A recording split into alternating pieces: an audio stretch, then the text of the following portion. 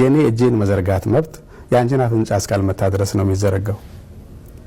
እጄ መዘርጋት መብት አለኝ በየሰው አፍንጫ መመታ ከሆነ እጄ በመዘርጋትና በሰው አፍንጫ መምታት መካከል ባለው የሚወድቀውን ጥፋት እቀበላለሁ ማለት ነው።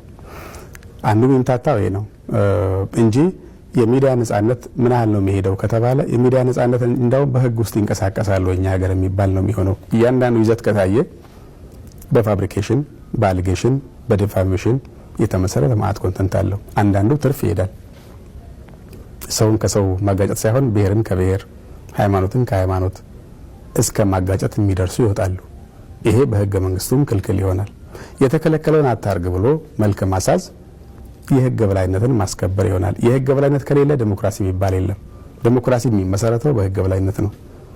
የህግ በላይነት ከሌለ የባለ ጉልበተኞች ቤት ነው የሚሆነው እንጂ እኩል ሁሉም በዳር ድንበር ውስጥ በሜዳ ውስጥ ህጉን አክብረው የሚንቀሳቀሱ ሰዎች ማይንቀሳቀሱበት ሁኔታ ይፈጠራል ነው። ይሄ አለ።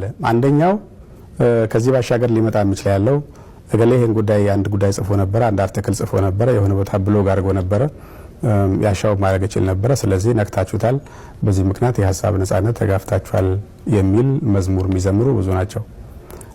አክቲቪዝም ጆርናሊዝም አይደለም። አክቲቪዝም ዘርፉ ሌላ ነው፣ ስራው ሌላ ይሆናል። አክቲቪስት መሆን ይቻላል። አክቲቪስት ሲኮን ግን ስቲል የሚከበሩ ህጎችን አክብሮ ነው። አክቲቪስት መሆን ሲጀምር አንድ ሰው ከህግ በላይ መሆን ጀመረ ማለት አይደለም። ይሄም ይምታታባቸዋል።